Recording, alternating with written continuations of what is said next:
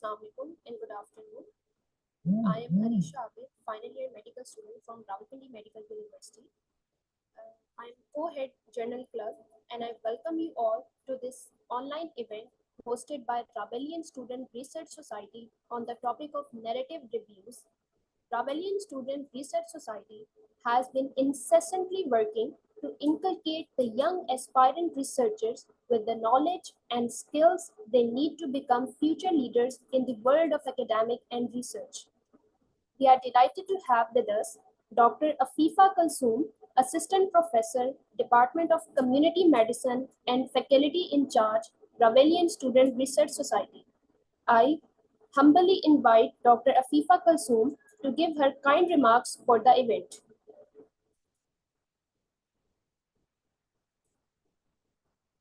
Ma'am, please unmute and continue with your remarks.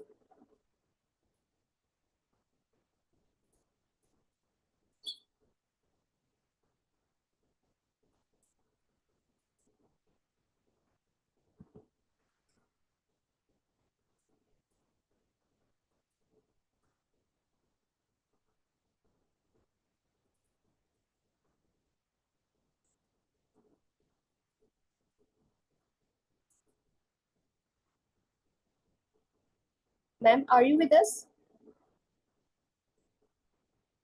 We cannot hear you, ma'am.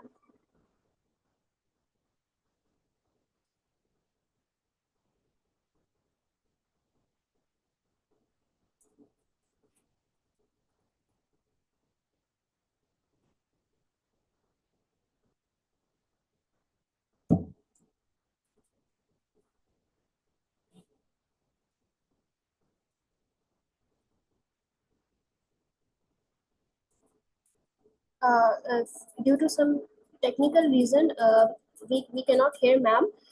So we also have with us our esteemed guest speaker for the event, Professor Khalid Khan, who is a distinguished investigator at the University of Granada, Spain.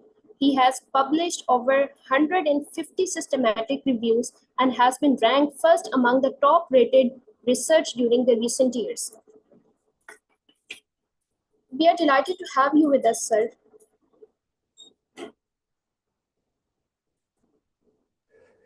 Thank you very much.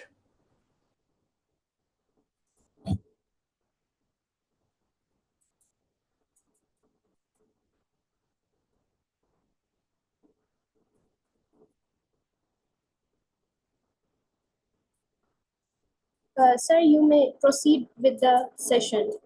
Our ma'am will be joining in a couple of minutes. Over to you, sir, please.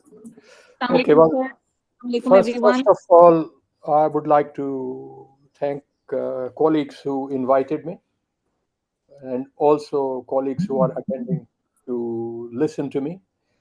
Are you able to confirm if you can see myself and hear my voice well enough? Yes, sir. It's loud and clear, and your video is very clear as well. Okay, well, thank you. Now I will turn to sharing my slides and would be grateful if you can confirm if my slides have come across well. Would you please let me know? Yes, sir. We can see the slides. They are quite clear. Thank you so much. All right. So the topic allocated is narrative reviews, and I have added a subtitle in parenthesis, which is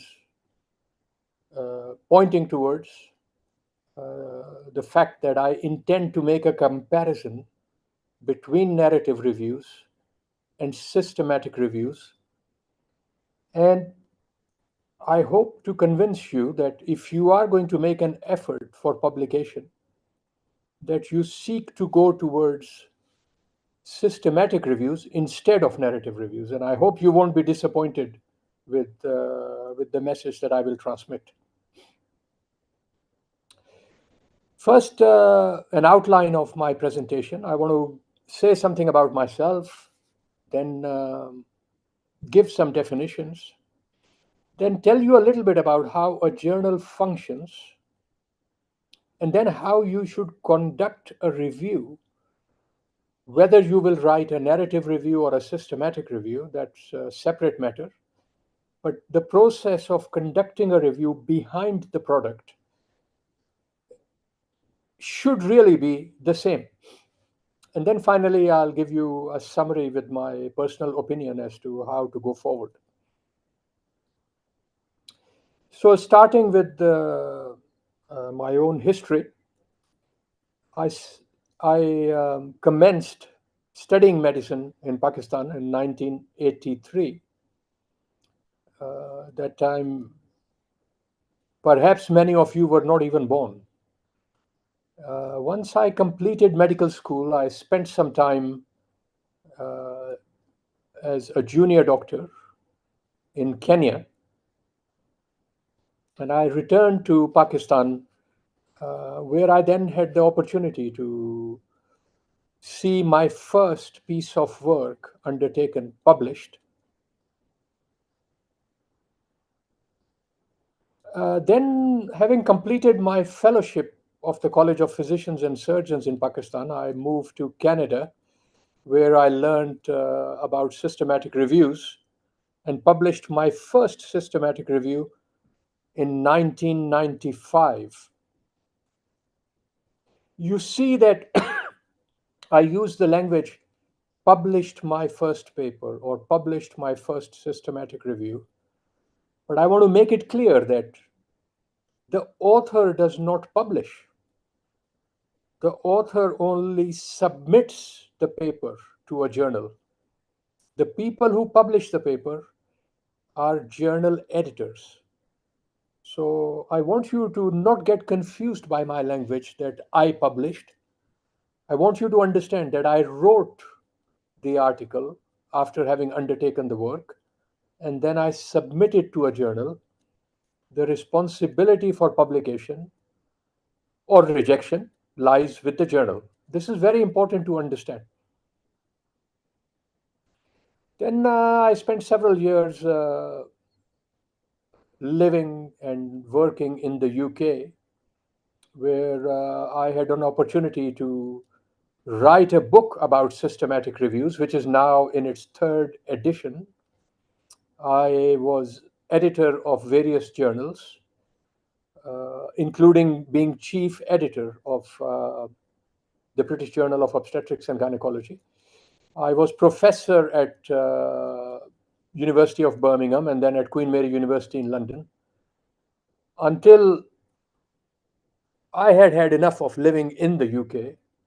I had fallen in love with the south of Spain since I first visited there many years earlier.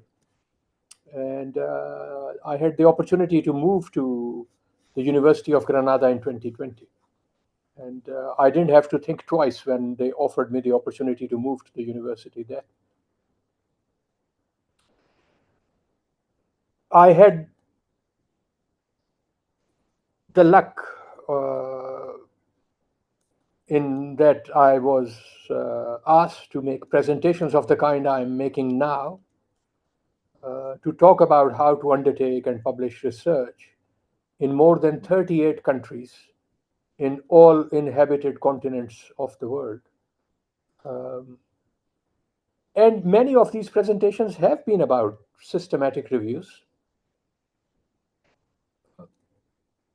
And here is a brief outline of my systematic reviews, all 150, listed here from 1996 onwards. And each one of these bars represents the number of studies included in the reviews. So, for example, here is a review that has around 30 studies included, and here is another one that has over 100 studies included.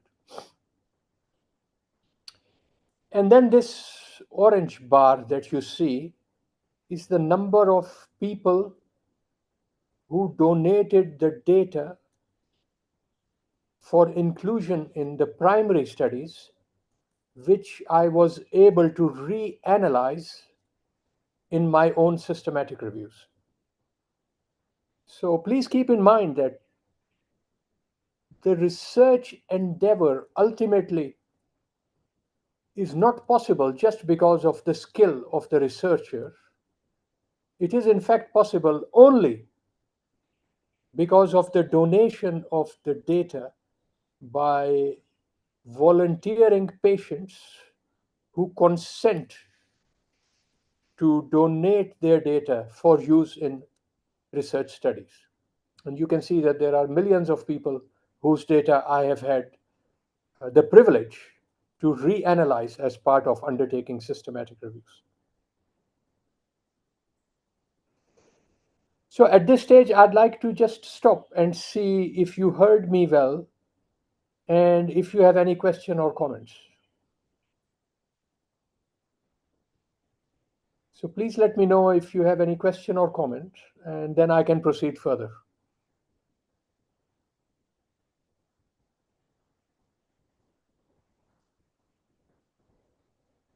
Okay, so I return to my presentation here. Assalamu alaikum, sir. Sir, this is Dr. Afifa here. Ji, please. Sir, I am faculty in charge, Ravellian Students Research Society, and we are really delighted to have you on board here. And I have listened to a few of your presentations before as well, and I'm sure that this would be another delight to hear. Okay, thank you very much for your positive message. Sir, our Vice Chancellor, Rawalpindi Medical University, have also joined us. If you allow, we can have him on board for just a few comments. Please, I'm very happy to take comments or even questions at this stage without any problem. बेटे VC साहब को invite कर लें. Yes, ma'am. Sure. Sir is here with us live.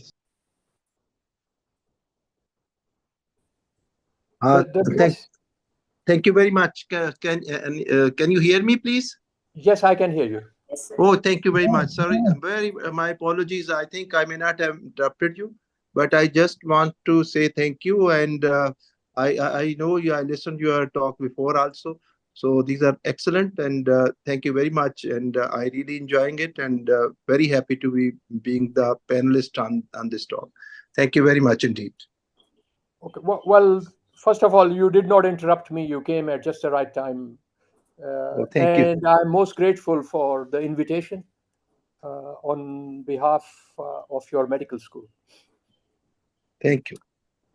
Okay. So if you agree, I can proceed further with my presentation.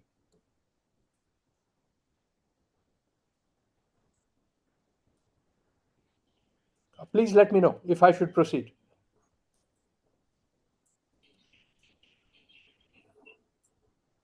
Yes, sir. Please, you may proceed with it. Thank you. Okay, so we start with some definitions. But first of all, here you see two people.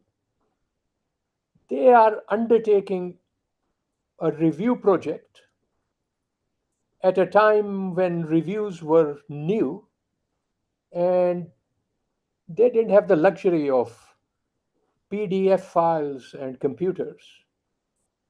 And most of the work they did was based on paper version of the articles. And here are all the articles that they have piled together. And you can see that the height of this pile is higher than the height of these individuals. So the work of a systematic review is not an easy task depending on the size of the review work.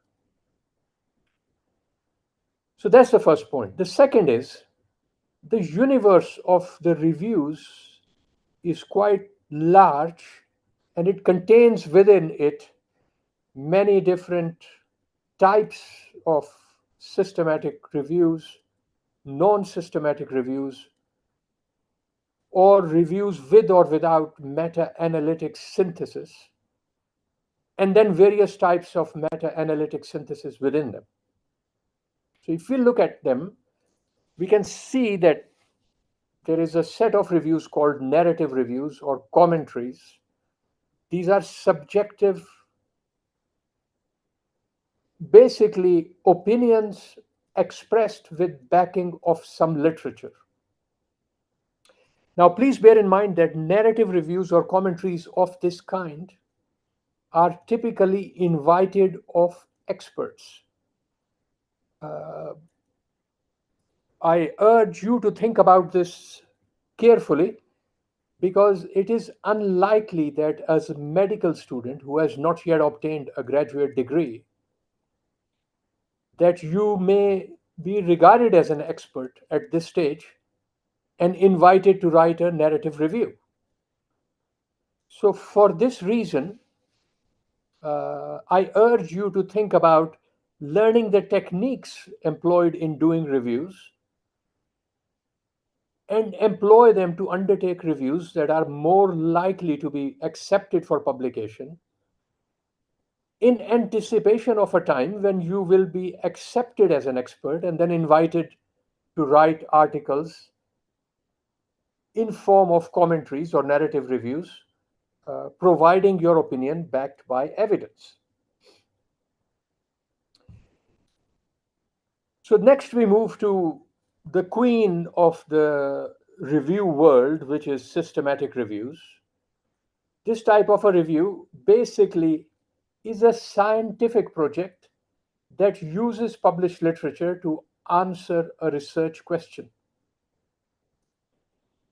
And then in order to answer this research question, perhaps sometimes it would use a statistical technique called meta-analysis to test a scientific hypothesis.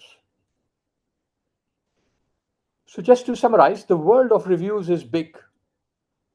Within this review world, there are many different types of systematic reviews, and some of these involve meta-analysis.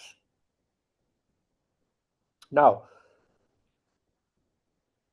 here I present to you the history of a published randomized trial that was conceived in 1996.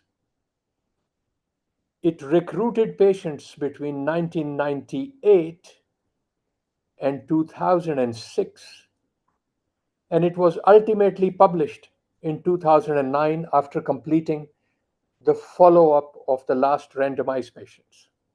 So here you can see that the life of a randomized control trial of around 500 people recruited from 20 centers is in fact quite a large time span.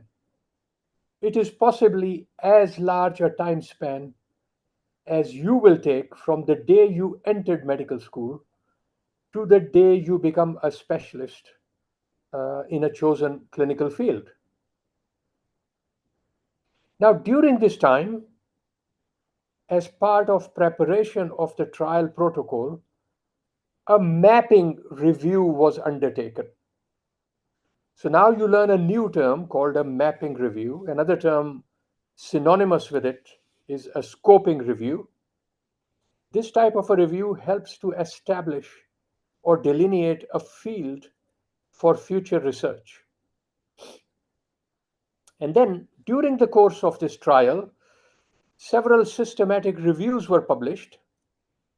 You might call them evidence synthesis during the course of the trial, in order to inform the continuity of an ongoing research project. And then ultimately, when this trial is completed, this systematic review is finally updated. And after the publication of this trial, the raw data from the existing studies is meta-analyzed in a form called individual participant data meta-analysis. So this individual participant data meta-analysis is bigger in size than this individual trial, because it collates all the data in previous trials, previously systematically reviewed or meta-analyzed using published data, but now meta-analyzed by using their raw data. And then finally, all the interventions in this condition are systematically reviewed in what is called an umbrella review. So you can now see that the world of reviews is bigger than just reviews, systematic reviews, and meta-analysis. You see two new terms here, or at least three new terms here, which is mapping review or scoping review, individual patient data meta-analysis, and umbrella review. Now we turn to what does a clinician do in the course of looking after their patients. They combine the art gained through experience and handed down from experienced teachers to new budding doctors. And they combine this with scientific knowledge, and this combination is called evidence-based medicine. And what is evidence-based medicine? The doctors search the literature after framing a question,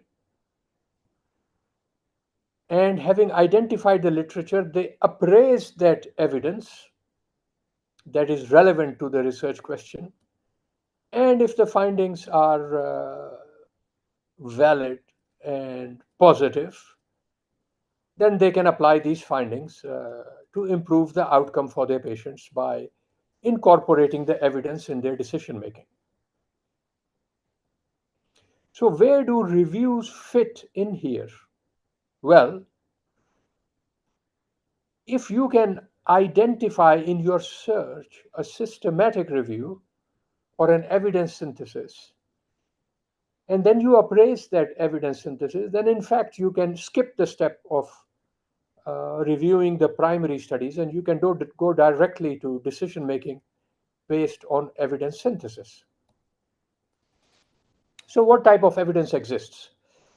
Well, in clinical practice, our knowledge requirements relate to etiology, they relate to diagnosis, and this can include history taking, examination, blood tests, x rays, and other forms of investigation.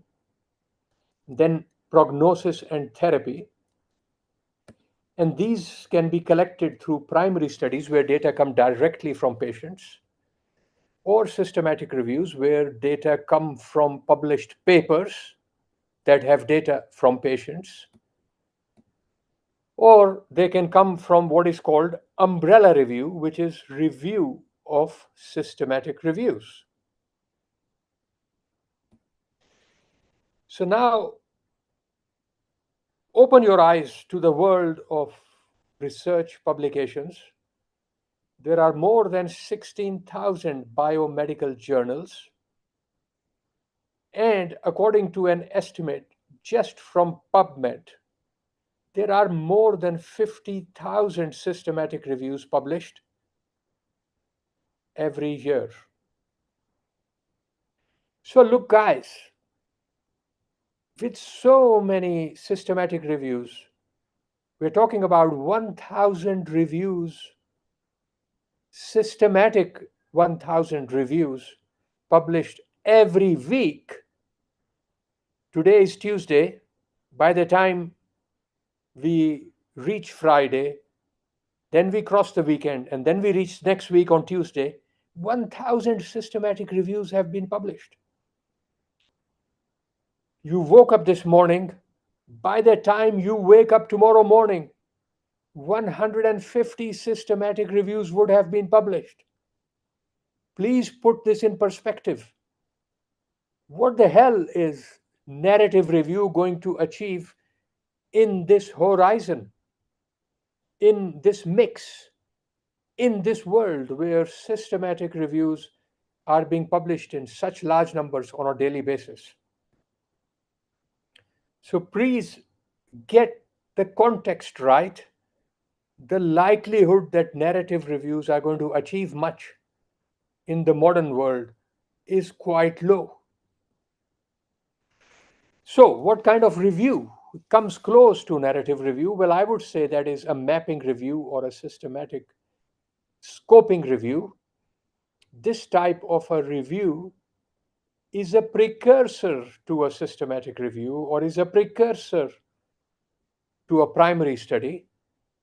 But in your case, as I already explained, primary studies take a very long time horizon, especially if there are large multi-center studies. So for your context, systematic review, let's say, is a particular objective that you can achieve within the time frame available to yourselves. Then in this case, a mapping review or a scoping review is a suitable option for you, which you can undertake instead of a narrative review. And then we move to umbrella reviews, which is a review of systematic reviews. And this is another option that you can undertake, which I think is a very reasonable option for you as a student undertaking a project that will turn into a potentially publishable product. So you can undertake an umbrella review that systematically reviews existing systematic reviews on the same condition, or it systematically reviews multiple systematic reviews of different treatments on the same condition. And you can consider these as potential replacements for the narrative review that you had in mind when you first turn up to register for my talk. Okay, so I'm going to stop here for a moment and see if you have any questions or comments for me before I proceed further.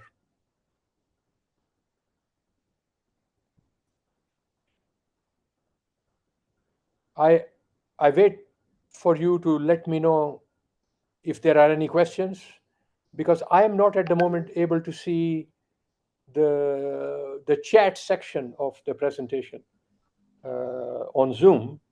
So a colleague who's looking at the chat, if there are any comments made, please let me know. Yes, sir. We have a few questions in the question and answer section. A few of the questions, I believe it would be better to be answered at the end, as they will be covered later on in this session. However, we do have one question, such as for umbrella, one student is asking, for umbrella review, do we need to have knowledge of statistical software?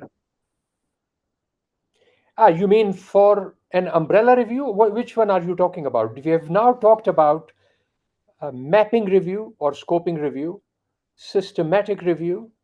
We have also talked about individual patient data meta-analysis.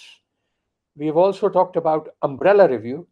So your question is whether we need a statistical software for one of these, or you're talking about whether we need a statistical software for narrative reviews?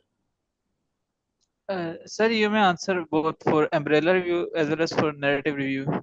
Okay. So look, mapping review normally does not involve a meta-analysis. Then scoping review normally does not involve a meta-analysis. Although in some circumstances, you can reanalyze existing systematic reviews if that is appropriate. Similarly, systematic reviews also don't always require a meta-analysis. Okay, individual patient data meta-analysis, obviously we are talking about the need for a statistical software. Then umbrella review. Now we have two types.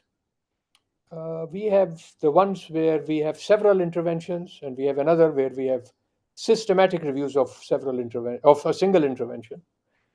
Again, here, perhaps there wouldn't be a need of statistical synthesis. So whether you need a statistical software knowledge depends entirely on whether there is a need to perform a meta-analysis.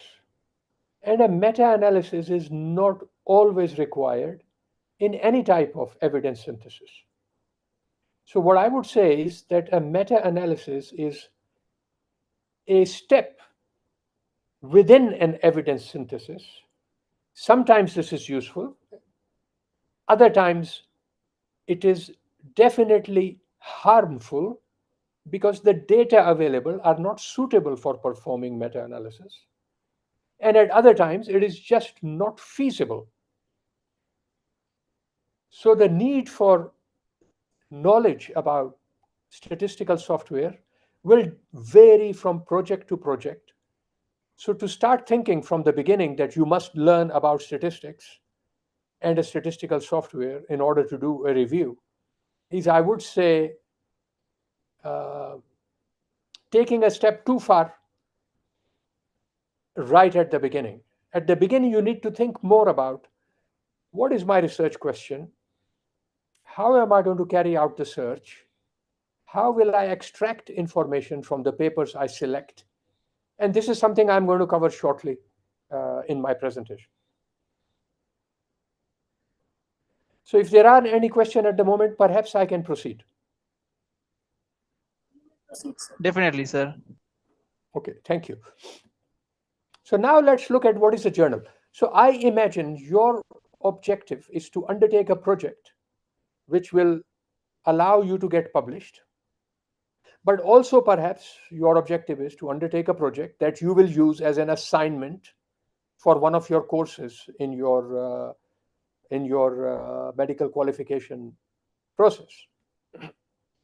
Now, the difference between a journal and assignment for a course is that in the assignment for a course, your examiner will review your work and award you a grade. And hopefully you will pass. Well, this way you will allow yourself to progress in your course and ultimately become a qualified doctor. In a journal, the assessor is not your examiner. The assessor has an interest in determining whether your project is suitable for publication in their product, which is a journal. So let's look at what is a journal. So a journal has an owner. The owner could be a medical school. The owner appoints a chief editor and a publisher. The publisher can be the medical school itself if it has the technical capacity to put together a volume or a journal. And then it may also appoint some journal staff who will assist the chief editor. The chief editor then appoints an editorial board and editors. The editorial board and editors help the chief editor using guidelines prepared by various bodies such as Committee on Publication Ethics or Committee of Medical Journal Editors. And using these guidelines, they have a strategy for their journal. And you, the author undertaking a project, has the opportunity to submit your work to this journal where it will be peer reviewed. And the chances are, depending on the rejection rate of that journal, that unless you have carefully evaluated the strategy of the journal to whom you are submitting, that your paper may likely be rejected. In this case, you can resubmit to another journal. Over there, if your paper passes the peer review assessment process, then it may be accepted after revisions normally, and then it will become part of the content of an issue produced by the publisher. So you can see that this is a process quite different from the assessment of your assignment submitted as part of a course undertaken during your medical degree. Here, your task is not to convince the examiner to pass you. Here, your task is to convince the journal that what you have prepared is appropriate for publication in the product that they own. That product competes with other journals for an impact factor.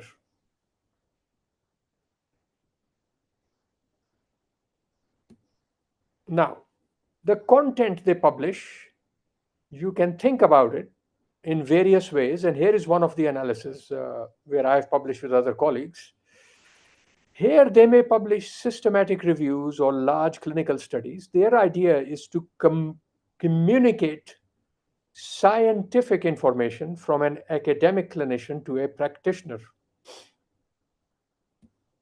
Or they may publish small study or projects. This is communication from a scientist or academic clinician to other scientists who will use this information to create new studies that could be useful for practitioners. Or they may, now you can see that the audience for you as an author, perhaps you may think that it is clinicians who are ultimately going to use this information. And you may, for this reason, publish narrative reviews. Perhaps they will be presented to the journal as editorials or commentaries. So consider a narrative review as an editorial or a commentary, and the reader is a clinician. But please keep in mind, typically editorials are invited by journal chief editor. So think about it. How, as a medical student, you can expect that a journal chief editor will invite you to write a narrative review? It is, I would say, unlikely. If you are, perhaps it will be to comment on some experience as a medical student in your capacity on behalf of your colleagues, students, commenting on the teaching experience or learning experience in your teaching environment. But it is unlikely that you might be asked to write a narrative review on, for example, the effectiveness of various COVID vaccines for use in a particular setting. So when you submit your paper to a journal, unless it is invited by the journal chief editor, it will probably be rejected even without peer review. Then if it is accepted, it will go through an editorial assessment. And if it is uninvited, it will probably be rejected. Then if it goes to peer review, if it is uninvited, it will probably be rejected. So think about doing work that after peer review is likely to be requested for revision and then accepted. Will a narrative review reach this level? I am sorry if you think that I am pessimistic, but I think it is unlikely. Well, one of the things that your submission will go through is called plagiarism check. Here, if in writing a narrative review, you have copied and pasted from existing articles that you found in your search, then if the copy pasted text is a high percentage of the narrative review, well, if they say that many sections of the narrative review are identical to other sources, well, your paper will just be rejected. So if you're going to write a narrative review, I advise you to be very careful about the choice of your words. If you copy and paste text from published papers, you need to adapt the text and modify the text. You need to paraphrase. You need to refer to the original sources that you have included. Now, if you are going to revert to all the original sources you're going to include in your narrative review, well, you might as well convert that narrative review into a scoping review or an umbrella review, a mapping review, or a systematic review. Even if you don't use a meta-analysis, that is going to work. If you use the text exactly as originally published, please put that text in inverted commas and provide the reference to the original source. Please also note that if you are using your own paper in a subsequent paper, this is called self-plagiarism, And this is equal to plagiarism. So even in your own case, you've got to give the original source, put the text in inverted commas, or paraphrase. And if it is possible for you, undertake a plagiarism check before you make a submission. I strongly advise you to do the same for any assignment that you submit to your examiners during the course of your work. So if your paper, your narrative review, or your systematic mapping or umbrella review undertaken without meta-analysis or statistical resynthesis, well, you will see that if it is sent for peer review, it is unlikely that it will receive comments of this kind: great paper, or that it lacks value, or that it has grammatical errors. Basically, this is a kind of a task that your examiner in your medical school will do. For a serious journal, the peer review will comment on whether what you have submitted is new, whether it is likely to be true, does it matter to the readers, and can it change anything in practice, and can it be improved? So they will look at the question of whether it is new objectively. They will check whether it is true by applying any reporting checklists. They will want to be constructive when they answer the question, does it matter and can it be improved? And they will give specific advice. If you're going to do the work to answer all these questions, is it new, is it true, does it matter, can it improve something in practice, and then does it have a possibility that it can be improved on peer review, I urge you to think seriously about doing a formal mapping reviews, scoping review, systematic review without meta-analysis, or an umbrella review without statistical synthesis. All of these things are likely to be much more high value than a narrative review.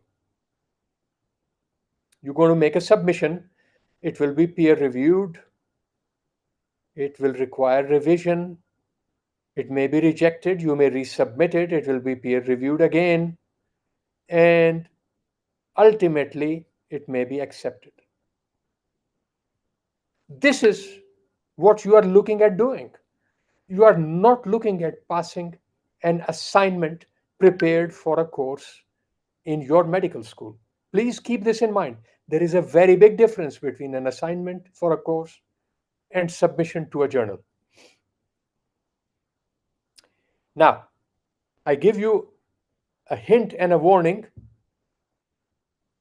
Here you see the number of articles with expression of concern. This number is increasing. The articles you include in the review you are going to write, please check if they have not already been retracted from the literature. Because if you include retracted articles in your review, the chances are that peer reviewers will pick that up and will automatically make an assessment that you have not been careful in your own work. So whether you are thinking about writing a narrative review or any other form of evidence synthesis, the articles you include in your own synthesis will need to go through a form of serious assessment, including the assessment of whether these articles should be rejected on the grounds that they have been previously retracted or have expressions of concerns issued.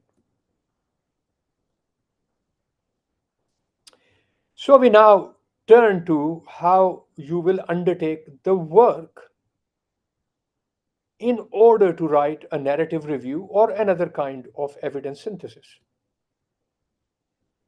This will typically involve these steps, which is framing the question, searching the literature, extracting data from them, putting them together statistically if required, and making an assessment of the value of the information collated in your synthesis. Now, you will have heard of artificial intelligence. This is frequently being talked about as becoming a part and parcel of evidence synthesis. So I present this to you as a possible tool that you will possibly use. For example, you might say to ChatGPT, please write me a narrative article on this topic. Well, ChatGPT will be able to do this for you. But please be mindful that ChatGPT currently does not have the capacity to do this in a scientifically logical way. Here I present to you the analysis of use of evidence for artificial intelligence in evidence synthesis employed in the last 4 years in COVID. And we see that very few articles have in fact successfully employed evidence synthesis via artificial intelligence. And ultimately, there is a need for development of artificial intelligence tools for assisting humans in undertaking reviews. They, at the moment, are not in a position to replace humans in undertaking review work. So these are the various steps. I run through them rapidly simply to highlight that here is some artificial intelligence that you can use to identify retracted literature. And then you can remove this from your own review, whether it is a narrative review or mapping, scoping, or systematic review. For data extraction, so far, the developments are not to a very high level of specialization. For data tabulation and meta-analysis, there isn't the very high level of artificial intelligence developed, although it is progressing in that direction.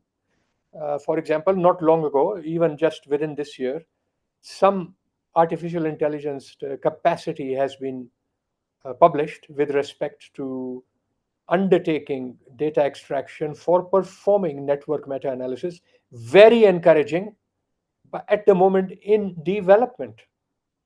So you can see that as years go by, very soon, the narrative review will just disappear. The artificial intelligence will be able to undertake the task that currently humans do, which is laborious and effortful, in undertaking systematic reviews and meta-analysis. And any article that you write, which comes anywhere near being an evidence synthesis, will be subjected to some form of assessment for quality, for example, AMSTAR 2, although this would not normally be applied to narrative review. But you can use this guidance for yourself in order to prepare what you're going to write as well as you can. So with this background, I come to summarize what I have said in a nutshell. Basically, the idea behind reviewing is to differentiate between beliefs based on a hunch from scientific knowledge. This is because beliefs can be correct, backed by scientific knowledge, in which case you can make well-informed decisions with those beliefs. But they can also be incorrect because scientific knowledge disproves your beliefs. In this case, the beliefs are highly dangerous. The narrative review has no ability to correct the belief system. It is only a systematic form of evidence synthesis that has the ability to back or to correct the belief system. The belief, the knowledge collation is a highly structured process. It goes through from bench to bedside. The evidence synthesis alongside it is also a highly structured process. the evidence synthesis process itself can be useful or not so useful, then narrative review will land more on the side of the less clinically useful evidence synthesis. It will have low transparency. On the other hand, systematic review will be more on the more clinical useful side of evidence synthesis. So I strongly urge you to think about doing work that is more highly likely to be more clinically useful so that journals can accept it for publication more readily than a narrative review. And now look at what the effort of reviewing does. It takes published studies which are imprecise, scattered around the literature, and through this detective work aims to produce more reasonable inferences to inform clinicians and practitioners. Therefore, to conclude, your objective when you undertake evidence synthesis is to produce evidence summaries that are likely to be beneficial for society, not just for creating another publication.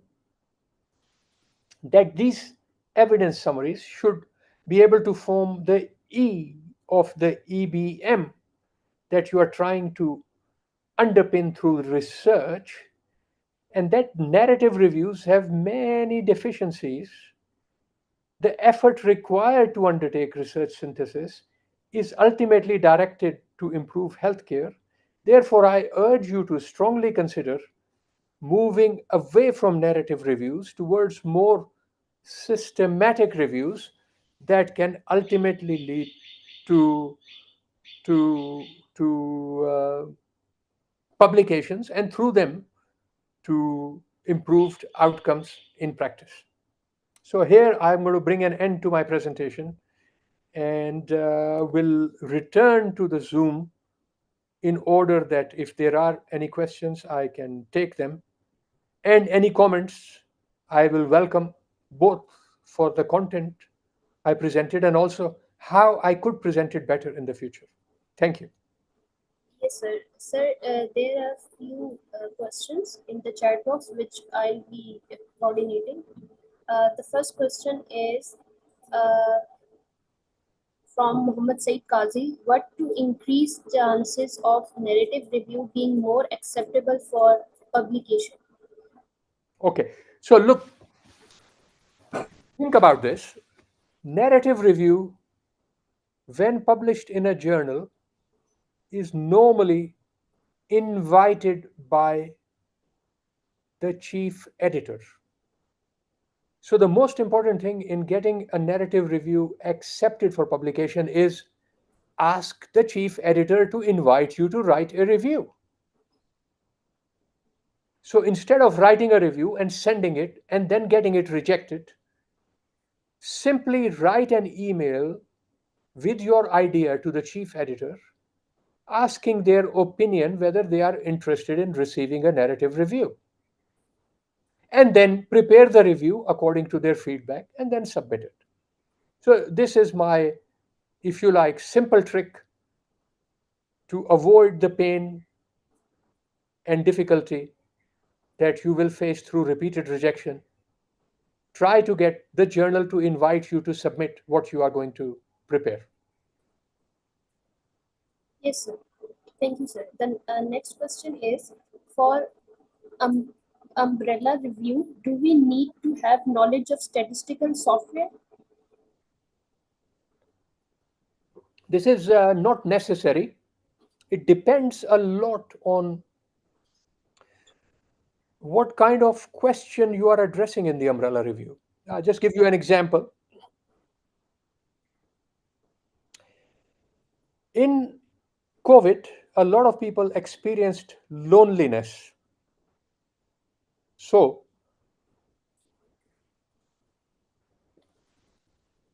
during this time, much literature has been written about loneliness in and its impact on health.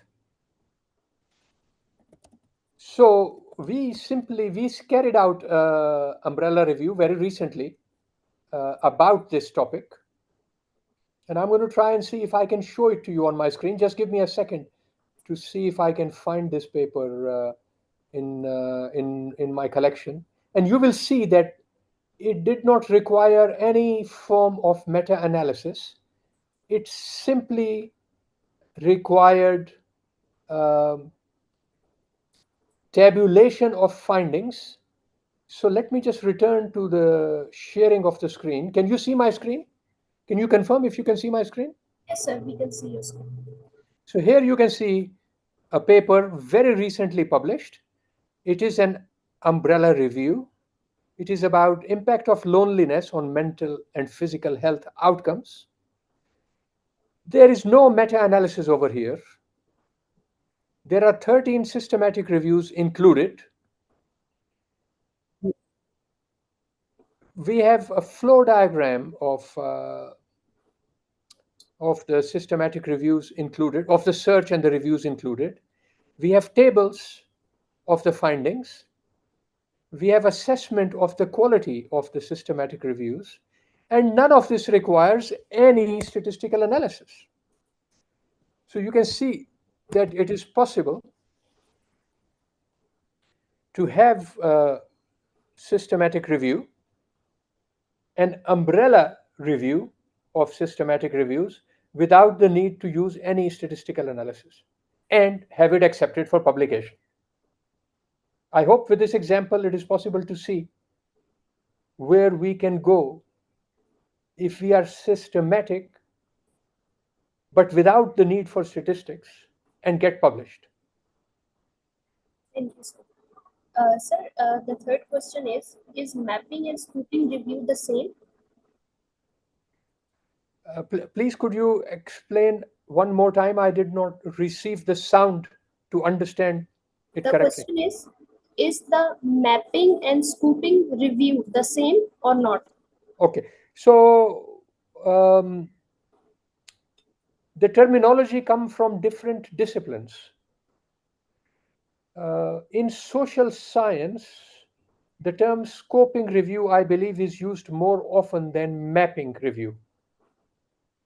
The purpose of mapping is to identify, or scoping is to identify the various important elements of a research topic and to describe them systematically.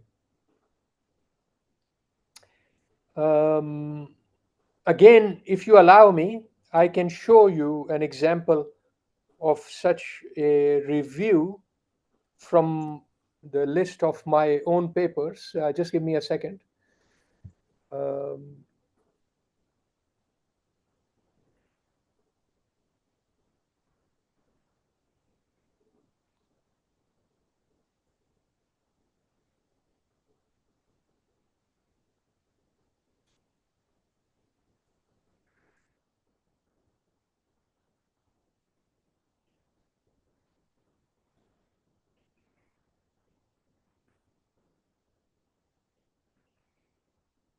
So here you can see you can see my screen, right? You can see my screen?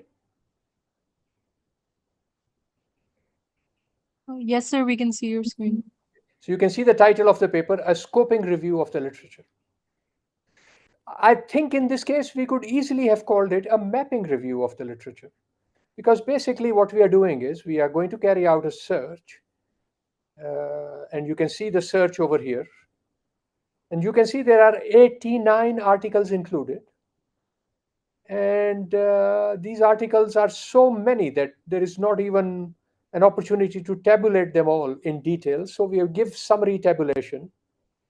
And here you can see the summary tabulation of the findings of these reviews. And then from this, we can map the topic, map the literature, or scope the literature. For example, we are able to say that a large amount of the literature contains narrative reviews or content analysis or commentaries or cohort studies and case studies. So this way, we can publish the scoping reviews or even call them mapping reviews.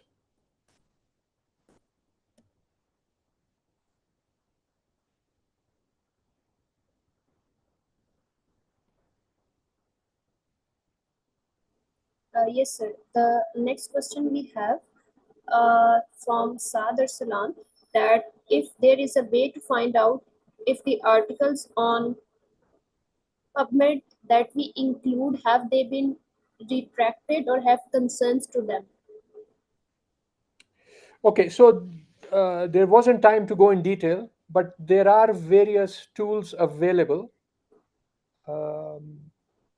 In fact, in some databases or software for reference management, I believe Zotero, which is a freely available tool for reference management, automatically has incorporated it inside the software.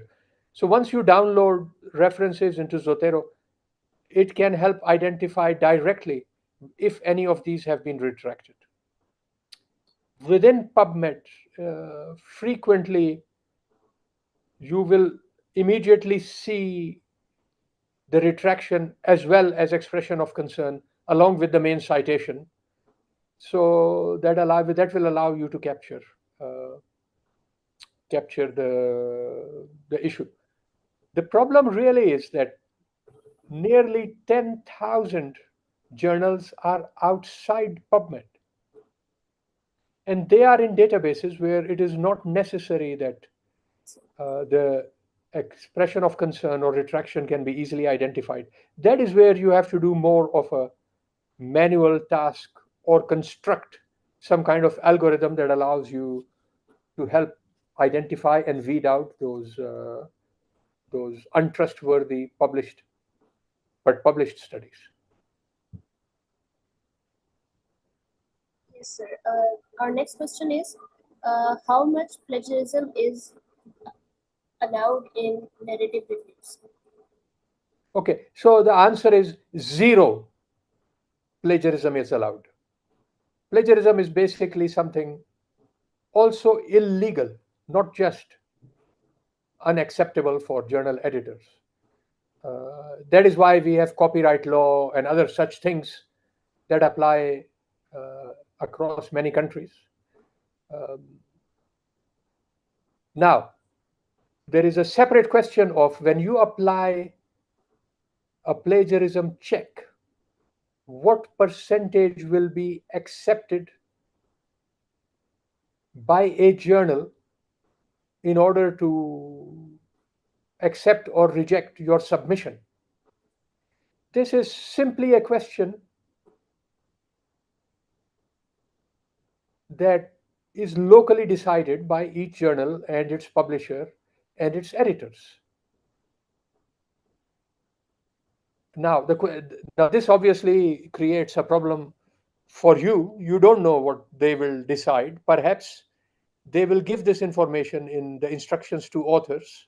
They might say any article with more than 20% copy text according to our plagiarism software will just be rejected. Or they might say it is 15%. I don't know. It will vary from journal to journal. I think your own attempt should be to keep it down to as low as possible. I cannot give you a particular percentage figure.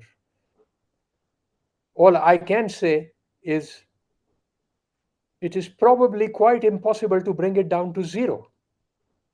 It is because of the nature of thoughts, the wording of those thoughts and writing.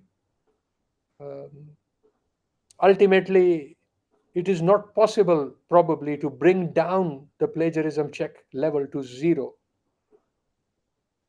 But certainly it shouldn't be as high as 20, 25, 30, 40%. Okay, sir. Okay. The next question is, how many references are good enough for a good narrative review? Once again, this is a question that you should check in your chosen journal. I cannot give you a rule of thumb. This number varies from journal to journal. Okay, sir. Sir, the next question is for career in research abroad. What kind of study design we should work on during our undergraduate period? Okay, so look,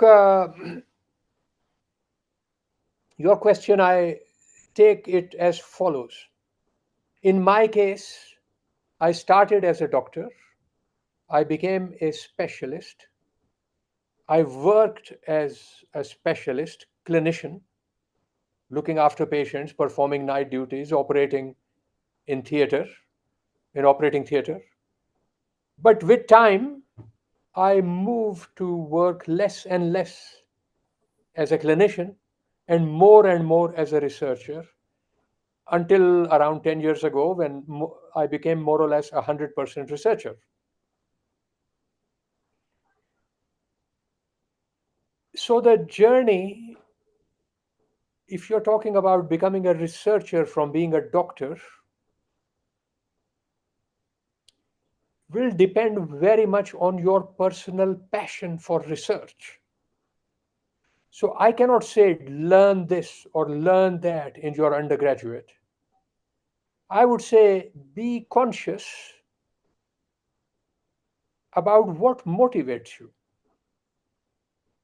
If publications motivate you, if critical appraisal of the literature motivates you, if understanding how did they come to recommend a particular treatment for a particular disease, if that motivates you, then certainly research is a good option for you. This will then take you to the next step. What type of research motivates me? So for this, I briefly touched on it today. The structure is that we move from bench to bedside. You got to figure out within this, what is it that is most interesting for you? The reason is that research itself is a highly specialized activity. You cannot be a researcher of all different types of research and be successful. So if you want to be a clinical trialist, then you need to learn about good clinical practice. If you want to be a meta-analyst, then you need to learn about statistics of meta-analysis. If you want to be a lab scientist, you need to learn about Western blot and other such techniques. So you need to find your own niche. It is a little bit like discovering what you want to learn about with respect to your chosen clinical specialty. Similarly, within research, you will need to identify what is your chosen research specialty, and then you will proceed accordingly.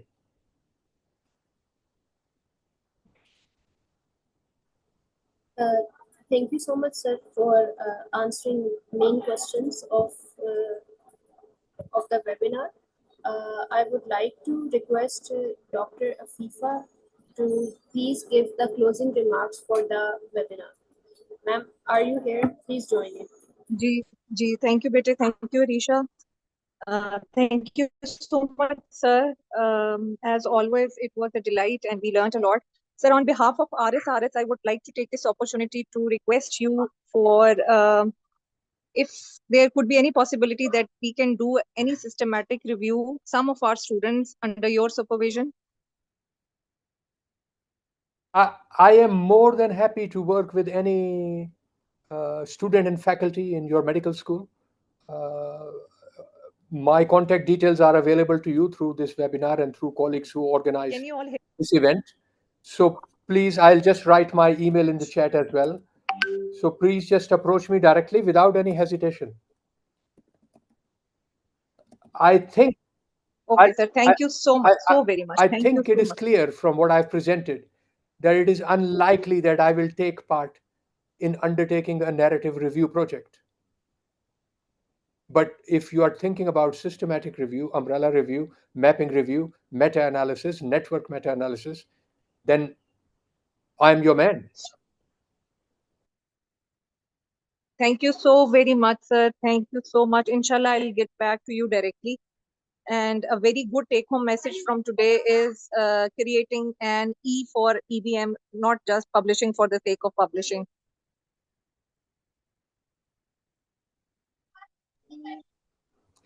Okay, thank you very much for this summary bullet point in the end. I 100% agree with the sentiment you expressed here. E of EBM is what research is about.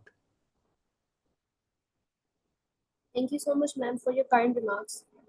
Thank you so much, sir, for joining in and letting us know.